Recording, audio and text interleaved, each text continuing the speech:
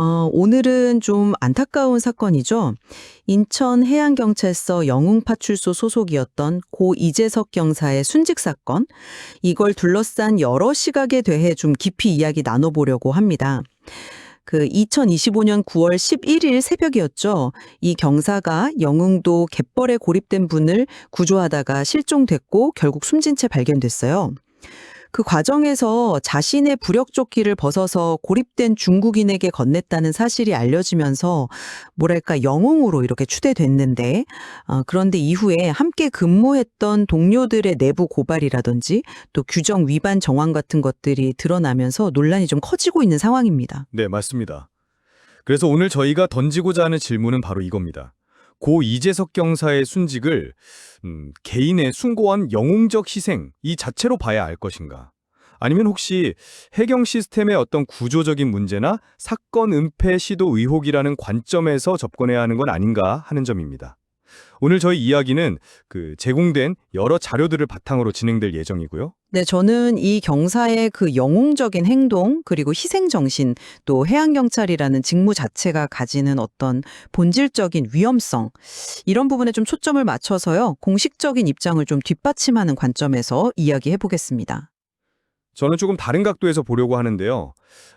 사건 이면에 혹시 가려졌을 수도 있는 해경 내부 시스템의 문제점들, 그리고 명백히 드러난 규정 위반 상황들, 또 동료들이 어렵게 용기를 내서 제기한 그 은폐 시도 의혹, 여기에 좀 더 집중해서 다른 시각을 제시해 보도록 하겠습니다. 네, 먼저 저는 고 이재석 경사의 행동 자체는 정말 숭고한 자기희생이다 이렇게 생각해요. 그 위험한 상황에서 자신의 안전을 담보하는 부력조끼를 벗어서 그것도 70대 고립자에게 건네고 구조활동을 계속하다가 순직했다는 사실.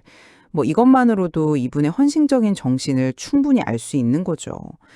그 이재명 대통령도 직접 옥조근조 훈장을 추서하고 조전을 통해서 제복 입은 영웅들의 헌신 위에 우리 사회 안전이 지켜진다 이렇게 애도했고요. 또 구조된 분이 중국인이었기 때문에 중국 현지 언론이나 네티즌들 사이에서도 중국의 영웅이다 이런 추모가 이어졌다고 하죠. 그리고 또 하나, 해경의 임무라는 게 본질적으로 위험하다는 점도 간과할 수는 없을 것 같아요. 그 관련 연구 논문에서도 나오듯이 해상 주권 수호라든지 인명구조 같은 일들은 정말 예측 불가능한 위험에 늘 노출되어 있거든요. 그러니까 이 경사는 이런 위험 속에서도 어떤 사명감으로 임무를 다한 것이다. 이렇게 볼 수 있겠죠. 해경청과 인천해경서장도 유족에게 관련 자료, 그러니까 CCTV나 무전 기록 같은 걸 제공했다고 하고 제기된 진실은폐 의혹은 전혀 사실이 아니다. 라면서 철저한 진상규명을 약속했고요.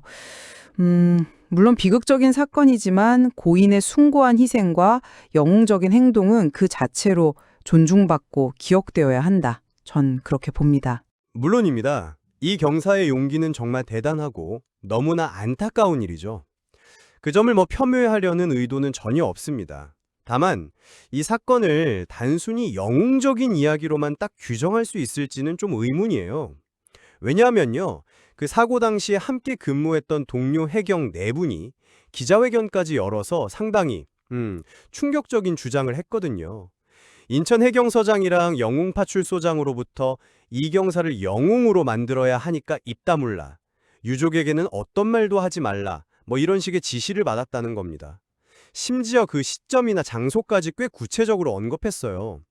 이 경사가 병원으로 이송되던 중에 그 파출소 컨테이너 뒤편에서 파출소장이 서장 지시사항이라면서 전달했다는 거죠.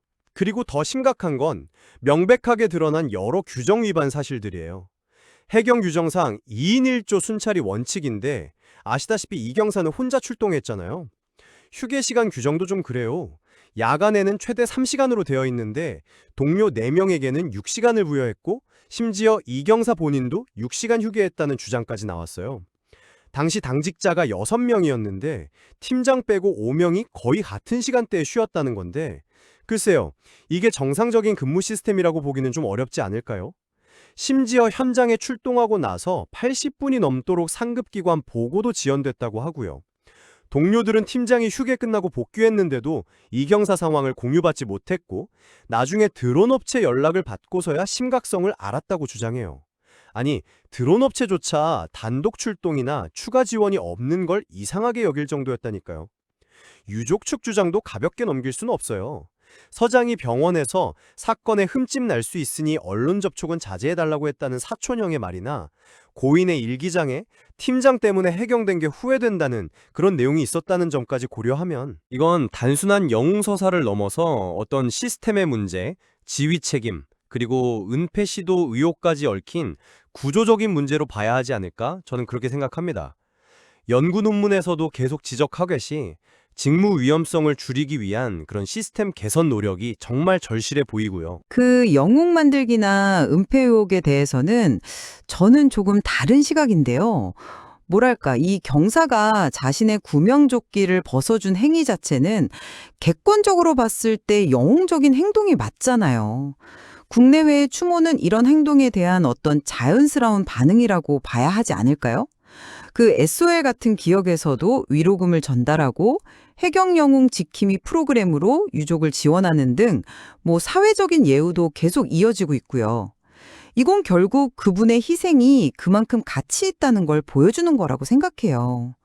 그리고 해경 측에서 CCTV나 무전 기록 같은 자료를 유족에게 이미 제공했고 또 철저한 진상규명을 하겠다고 약속한 상황이잖아요. 인천해경서장도 진실 은폐는 전혀 없었다고 아주 강하게 부인했고요. 그렇다면 섣부른 의혹제기보다는 조사를 통해서 사실관계가 명확히 밝혀지기를 기다리는 게 더 합리적인 접근 아닐까요? 글쎄요. 저는 그 주장에 선뜻 동의하기는 조금 어려워요. 동료들의 증언이 너무 구체적이잖아요. 그 함구 지시가 내려졌다는 시점, 장소, 전달 경로까지 아주 명확하게 나왔어요. 단순히 자료를 제공했다는 그 사실 하나만으로 이런 구체적인 영웅 만들기 압박이라든지 은폐 시도 의혹을 다 해소했다고 보기는 어렵죠. 인천 해경서장의 사실부근이라는 공식 입장과 실제로 현장에 있었던 동료들 그리고 유족들의 증언 사이에는 분명한 간극이 존재해요. 왜 동료들은 그런 위험 부담을 안고 내부 고발에 나섰을까요? 이 부분을 명확히 하지 않고서는 해경의 조사 약속을 온전히 신뢰하기는 좀 어렵지 않을까 싶습니다. 물론 조사를 통해 밝혀져야 할 부분들이 있겠죠. 하지만 사고 원인을 너무 시스템 책임 쪽으로만 몰아가는 것도 좀 경계해야 한다고 봐요. 아까도 제가 언급했지만 해양경찰 업무라는 게 본질적으로 예측 불가능하고 위험한 상황이 정말 많아요. 연구에서도 나오지만 기상 악화라든지 넓은 활동구역, 때로는 격렬하게 저항하는 불법 조업 선박 같은 그런 위험 요소들이 항상 존재하거든요. 이 경사는 이런 위험을 알고도 투철한 사명감으로 구조에 나선 거잖아요. 그리고 긴급한 현장 상황에서는 어쩔 수 없이 모든 규정을 문자 그대로 지키기 어려운 그런 특수성도 분명히 존재할 수 있다고 보고요. 그 지점은 저랑 좀 생각이 달라요. 물론 해경 업무가 위험하다는 건 저도 잘 압니다. 하지만 이번 사건에서 드러난 규정 위반은 이걸 단순한 실수라고 보기는 어려워요. 그 파출소 및 출장소 운영 규칙에 명시된 2인 1조 순찰 원칙 위반, 야간 최대 3시간 휴게 규정을 어기고 6시간 휴게를 부여했다는 점, 심지어 당직 팀장을 제외한 5명이 동시간대에 쉬었다는 주장까지. 이건 현장의 특수성이라는 말로 덮을 수 있는 수준을 좀 넘어선 거 아닌가요? 명백한 시스템 부실의 증거라고 봐야 하지 않을까 싶어요. 신고했던 드론 업체조차 이 경사의 단독 출동을 이례적이라고 느꼈다는 점은 굉장히 중요하다고 생각해요. 이건 충분히 막을 수도 있었던 어쩌면 인재였을 가능성을 강력하게 보여주는 신호일 수 있어요. 그리고 그 연구 논문에서도 단순히 위험성을 언급하는 데 그치는 게 아니라 인력이나 시설 강화, 제도 개선 같은 그런 시스템적인 접근을 통해서 위험성을 줄여나가야 한다고 강조하고 있거든요. 이번 사건이야말로 그런 시스템 부재가 부른 비극일 수 있다는 점을 우리가 정면으로 봐야 한다고 생각합니다. 진상규명 방향에 대해서는요, 해경 자체 조사와는 별개로 대통령 지시로 외부 독립기관 조사가 진행될 예정이라고 하잖아요. 그러면 공정성이나 객관성은 충분히 확보될 수 있다고 기대합니다. 그러니까 섣불리 예단하기보다는 철저하고 공정한 조사를 통해서 모든 사실관계가 명확히 드러나길 기다리는 것이 맞다고 봅니다. 영웅 만들기와 함고 지시 같은 내부 고발이 나온 상황에서 해경 자체 조사의 한계는 분명히 좀 걱정되는 부분이죠. 물론 외부 독립기관 조사가 진행된다는 건 다행스러운 일이지만 그 조사가 과연 얼마나 철저하고 투명하게 이루어질지, 또 그 과정에서 고인의 동료들이나 유족들의 목소리가 얼마나 제대로 반영될지가 저는 관건이라고 생각해요. 단순히 사실 확인에 그치지 않고 지휘 책임 문제라든지 조직 문화의 문제점까지 좀 깊이 파고들어야만 국민들의 신뢰를 얻을 수 있을 거라고 봅니다. 네, 해경의 근무 환경이나 정신건강 문제에 대한 관심도 필요하다고 생각해요. SO일에 해경 영웅지킴이 같은 그런 지원 프로그램도 있고, 이런 노력들은 해경들의 처우 개선을 위한 어떤 사회적 관심의 표현이겠죠. 그 연구에서도 언급된 회복 탄력성의 중요성도 무시할 수 없고요. 어려운 환경 속에서도 개인의 어떤 강인함이나 극복 의지가 중요한 역할을 하잖아요. 이 경사 역시 그런 강인한 정신력으로 임무에 임했을 거라고 저는 생각해요. 회복 탄력성, 네, 물론 중요하죠. 하지만 시스템 문제를 개인의 정신력 문제로만 돌려서는 안 된다고 봐요. 그 연구 논문을 보면 해경의 우울감 수준이 육상경찰이나 소방공무원보다 높다는 점, 그리고 직무 위험성이 우울감에 직접적인 영향을 미친다는 점을 아주 명확히 지적하고 있거든요. 고인의 일기장에 언급됐다는 그 팀장과의 불화 내용도 그냥 개인적인 문제로 치부할 게 아니라 어쩌면 조직 내 갈등 관리 시스템이 제대로 작동하지 않았을 가능성을 보여주는 건 아닐까요? 규정 위반이 만연했던 것으로 보이는 근무 환경과 그 높은 직무 위험성이 해경들의 정신건강, 특히 우울감에 나쁜 영향을 미치고 이것이 결국 사고 발생의 간접적인 원인이 되었을 가능성도 충분히 고려해야 한다고 봅니다. 특히 그 연구에서 여성 해경의 우울감 수치가 더 높게 나타난 점도 그냥 넘길 수 없는 부분이고요. 결국 시스템 개선 없이 개인의 회복 탄력성만 강조하는 건 근본적인 해결책이 될 수는 없다고 봐요. 네, 오늘 이야기를 좀 정리해 보면요. 고 이재석 경사의 숭고한 희생과 용기는 정말 큰 가치를 지니고 우리 사회가 깊이 기억해야 할 부분이라고 생각합니다. 그의 행동은 분명 영웅적이었습니다. 앞으로 진행될 외부 독립기관의 조사를 통해 모든 사실관계가 명명백백하게 밝혀지기를 기대하고요. 그 결과가 나오기 전까지는 고인의 영웅적인 행동의 의미를 섣불리 깎아내리는 주장은 좀 경계해야 하지 않나, 네, 그렇게 생각합니다. 저 역시 고인의 명복을 빌고 그의 용기를 폄훼할 생각은 추호도 없습니다.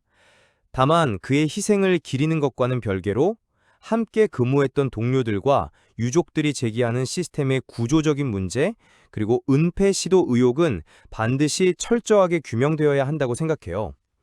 책임져야 할 부분이 있다면 명확히 책임을 묻고 다시는 이런 안타까운 일이 반복되지 않도록 실질적인 재발 방지책을 마련해야죠. 어쩌면 영웅이라는 이름 뒤에 가려질 뻔했던 조직 내부의 진실을 밝히는 것이야말로 고인을 희생을 진정으로 기리는 길일 수도 있다고 저는 생각합니다. 네, 오늘 저희는 고 이재석 경사의 순직 사건을 두고 영웅적 희생이라는 관점과 시스템 문제 및 은폐 의혹이라는 또 다른 관점에서 이야기를 나눠봤습니다. 양측 모두 고인의 희생에 깊은 애도를 표하고 사건의 진실이 투명하게 밝혀져야 한다는 점에는 생각이 같은 것 같네요. 네, 맞습니다. 다만 그 진실을 바라보는 시각과 강조하는 지점에는 분명한 차이가 있었습니다. 이 사건은 단순히 개인의 영웅적인 행동이나 시스템의 문제, 어느 한쪽으로만 설명하기는 어려운 조직 시스템, 직무 환경의 위험성, 동료 관계, 지휘 책임 등 여러 요소가 복잡하게 얽혀있는 다층적인 사안임을 보여주는 것 같습니다. 앞으로 나올 진상조사단의 최종 결과나 관련 규정 개정 논의 등 이 사건이 우리에게 던지는 질문은 계속될 것 같습니다. 오늘 여기까지입니다. 청취자 여러분께서도 오늘 논의된 내용들을 바탕으로 스스로 판단해 보시고 이 사건에 지속적인 관심을 가져주시길 바랍니다.